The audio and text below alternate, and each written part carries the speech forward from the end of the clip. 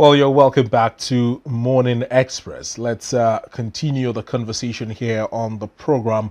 We're being joined virtually this morning by Mr. Olukunle Durodolu alongside Oreoluwa Olaleye, who are both political affairs analysts. A very good morning to you, gentlemen. Thank you so much for availing yourself for this conversation on Morning Express. And it's my pleasure to be here.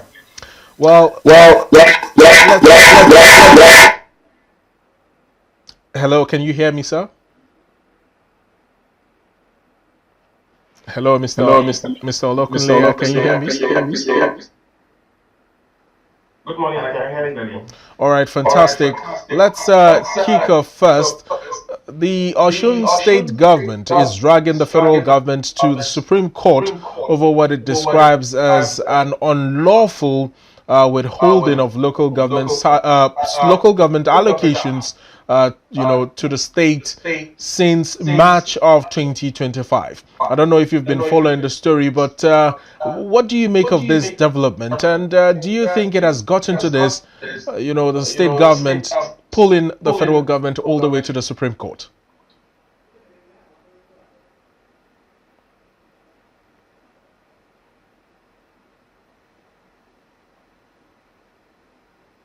Well, I can't quite hear you. Can you kindly check if you're muted on your end? Yes. Okay, I think I can hear you loud and clear now. So carry on, sir. Yes, from what I can understand, I think there's a judgment that I think legitimizes the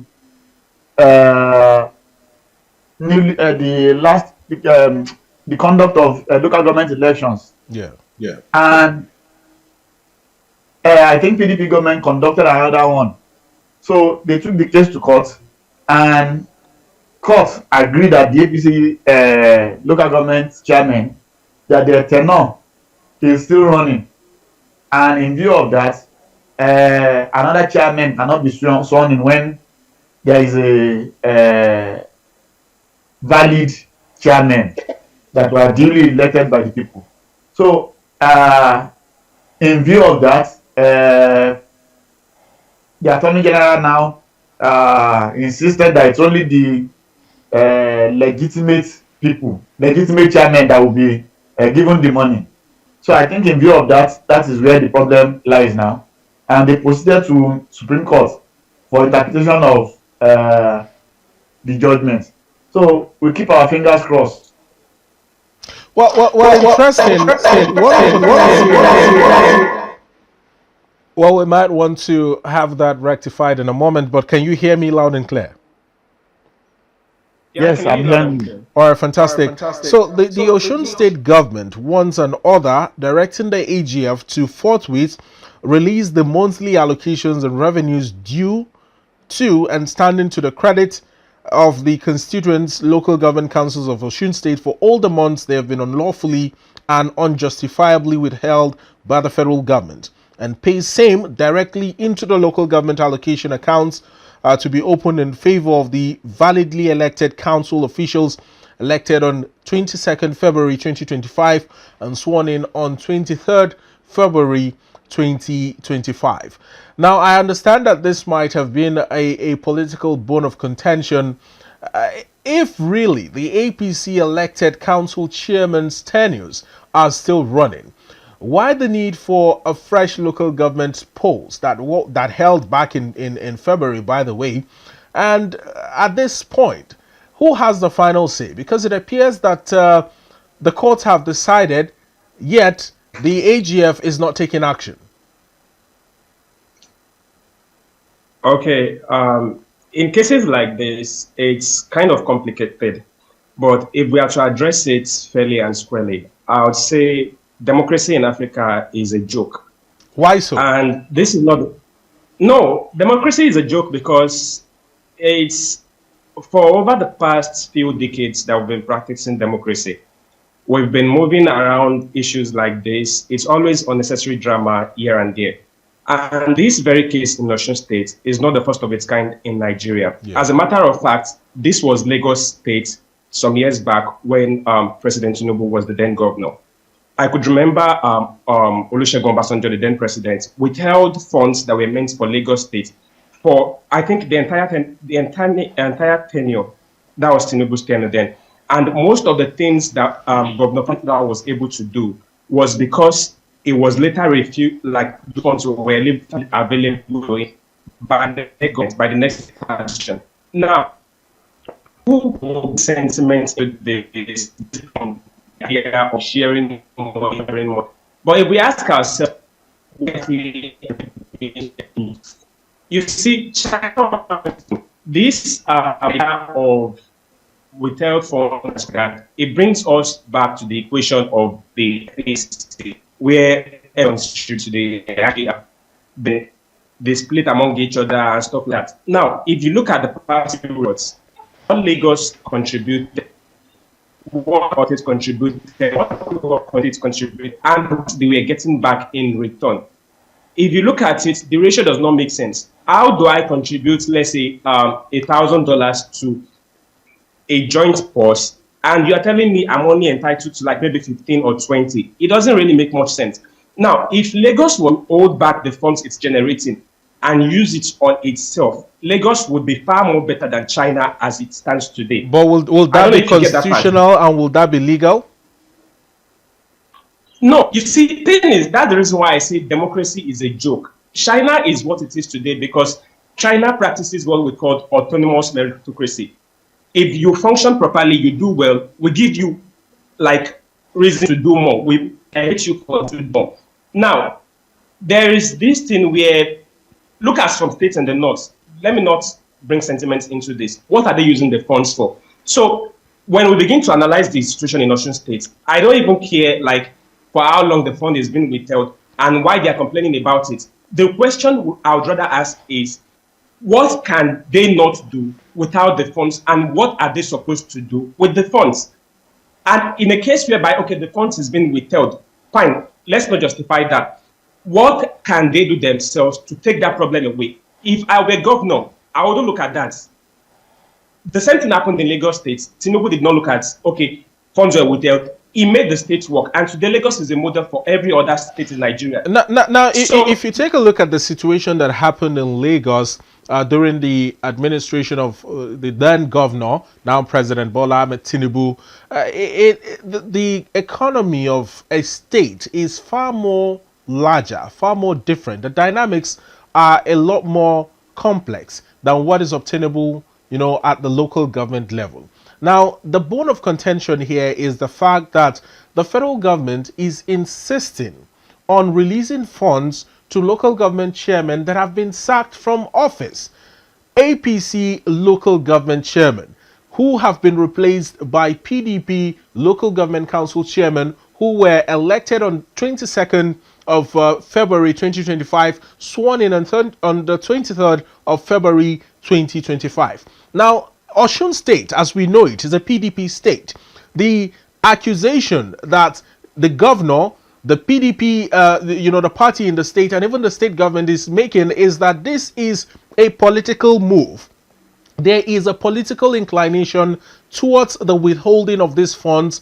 If it is APC chairman, release the funds. But with PDP chairman now, the federal government is alleging that due process was not followed in the conduct of the elections. So these funds have been withheld since March, all the way up until now, before the state government decided to take it all the way to the Supreme Court. That is the problem there. Okay, you see, I'm disputing that fact. We have a problem is this. In situations, let's have the funds to be released to them. And let's assume we ignore the issue of different stuff like that. What exactly is that fund going to be used for? Now, there was, I'm literally from Oyo State though. And back in Oyo State, we have issues of 63.4 billion naira for government house, decoration, cutting, stuff like that. Make it make sense to me. If the Lagos Aba Express is literally costing about 4 billion, is literally costing a job for 40 kilometers. Now, I'll tell me a government is taking more time saying of what to build a kilometer. You see, it's very dicey. Now, the idea of funds being withheld or not being withheld. If we were to practice autonomous meritocracy, for example, we wouldn't even be having this problem in the first instance. And if the funds were released, what are they going to use that funds? So this is like a very dicey issue. The one in Oyo State now brings us to a situation whereby somebody says he wants to be president. And if you ask me, I would say allegedly, not even allegedly, I would say the funds that we use government is literally what is paid. So funds are released, how due process be followed. It simply gives us a situation whereby those funds would not be used for what it's supposed to be used for. The roads in Oyo are so bad. They are roads. They are not roads you can pass. If it's decided that it's going to do okay, roads here are bad, it's not. We'll begin to attack subsidize like maybe they are bad mouthing the country and stuff like that. We've seen them do it to the Kemi bad now.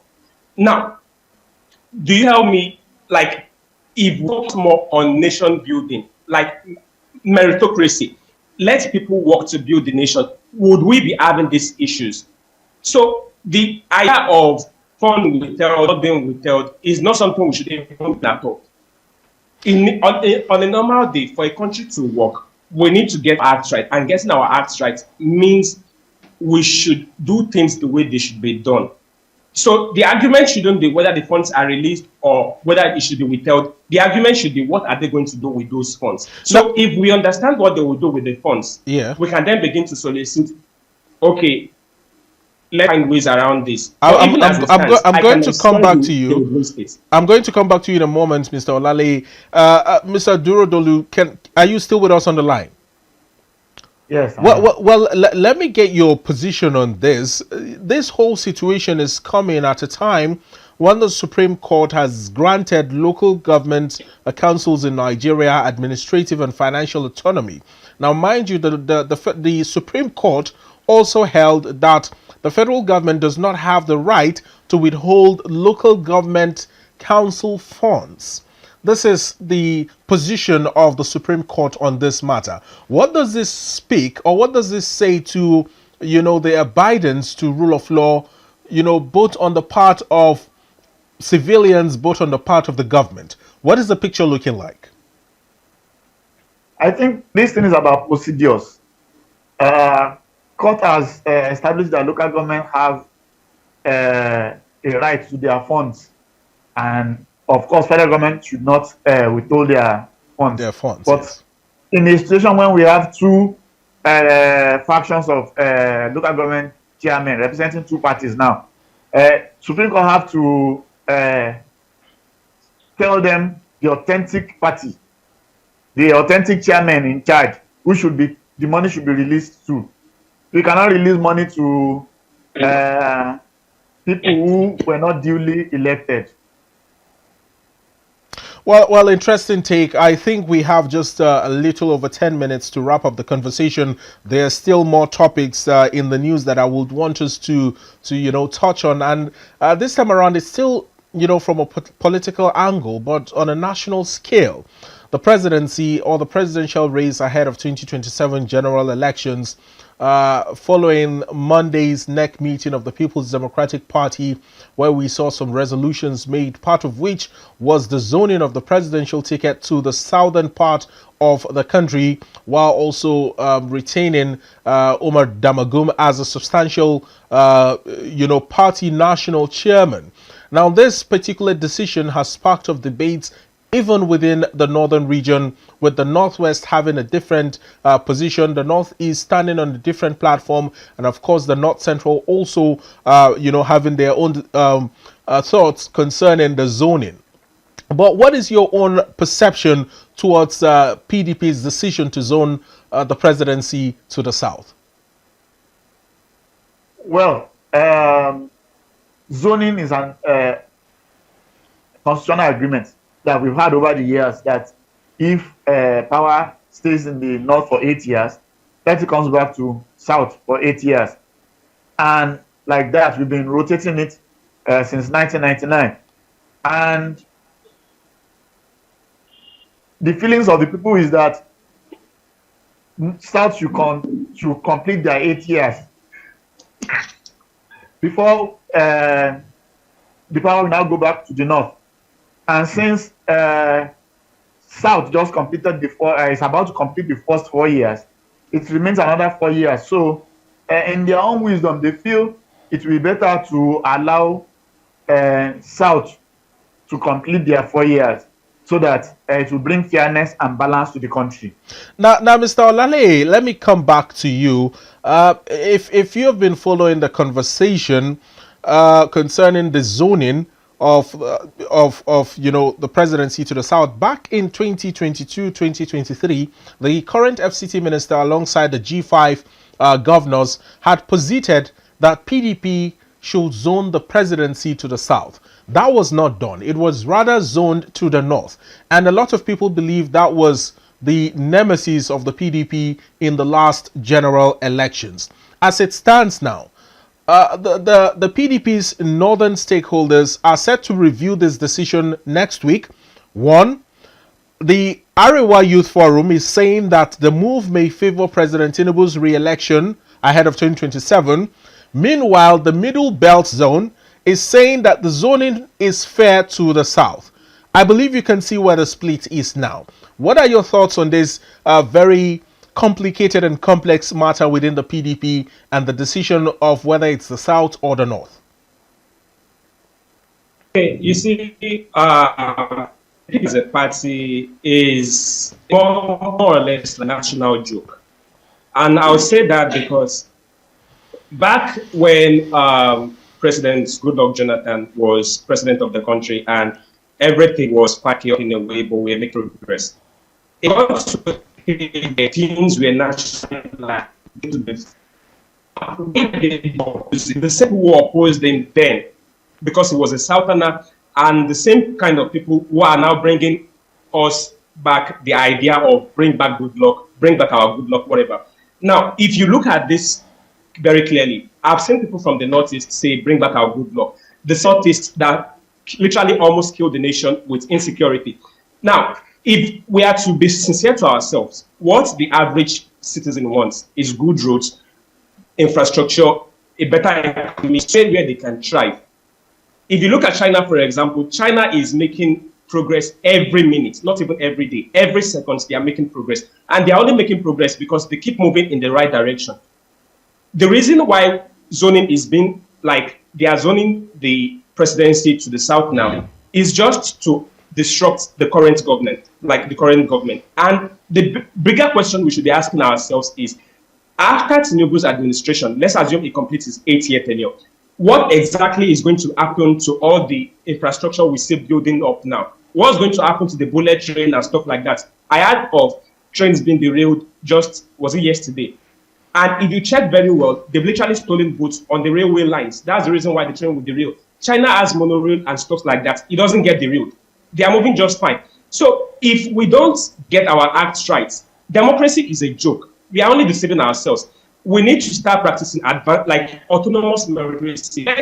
We shouldn't just be doing this show of clarity where we come out every 4 years and the highest bidder gets the votes. If you are willing to give enough money, give enough rights and stuff like that, they'll vote for you. But does it make us grow as a nation? What are we getting from it? That's like the questions we should be asking ourselves.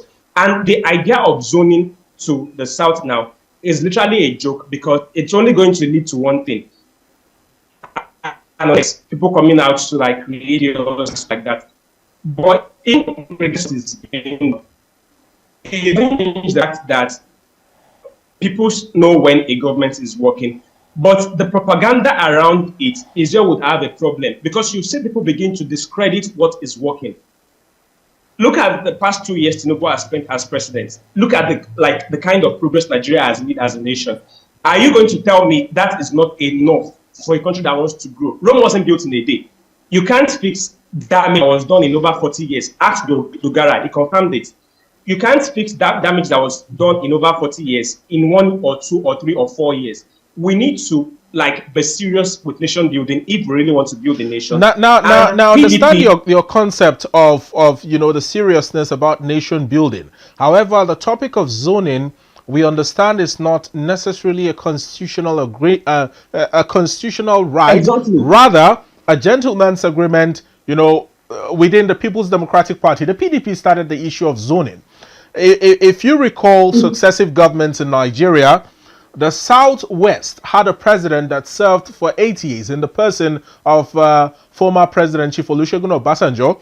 Then it went to the Northwest, where former President, the late Umaru Musa Yar'Adua, was supposed to, of course, serve for 4 years, and then if he re-elected, serves for 8 years. But sadly, he passed on, and the power went back to the South, South in the person of Goodluck Ebele Jonathan, and from there 8 years again to the North. And now there is a Southern president who is from the Southwest again, and what they are saying is the South should stay in power for yet another 8 years, rather than, zoning it to the North, where there could be some sort of, complication in this gentleman arrangement. That is what the zoning is all about. Even though the Arewa Consultative Forum is blowing hot and saying that the zoning of the presidency to the South within the PDP now is violating Nigeria's constitution and also violating party constitution.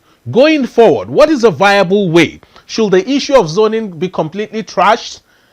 What viable solution can you profile for this? If I were to make a decision on this, zoning to trash completely, because it's not even in our constitution to start with. And you had the idea of there is thing where they do ask the president, the vice president. That one is in our constitution. You look at the constitution very clear. As long as they're from the same, it's clear on who should be president and vice president. Yeah. Not maybe rotating it like that. The idea of rotation is more like, it's your turn to eat the cake now. Let me hand it over to you. When you are done eating it, you hand it over to me. That's not nation building. So zoning should be trashed completely. Let people begin to work, and let's assign posts to people based on merit. If you do well, we'll let you rule further. If you mess things up, you go on. You don't even get the opportunity to rule the nation. Look at the Northeast, for example, insecurity.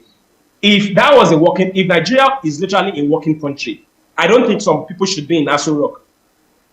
I don't want to mention names, but if Nigeria should actually be a working country, you would have to fix the insecurity in your state, in your region, before thinking of becoming a president. That's the reason why a vice president. That's the reason why China is working. Quite very strong points you have laid out, Mr. Oreoluwa or Olaleye. We must thank you so much. I wish we had more time to get your brilliant takes on this, but hopefully we'll have you again next time to join us for better and more intense conversations. Thank you very much. Thank you so much. Mr. Olukunle Durodolu, thank you so much as well. Are you on the line with us? Yes, I am. I'm so sorry. I'm so sorry. Time is quite not our friend. I wish we had plenty of it to dissect these matters more in depthly, but it's been a pleasure. Thank you for availing yourself, and we wish you the very best of the rest of your day. Thank you very much. Enjoy your day. Thank you.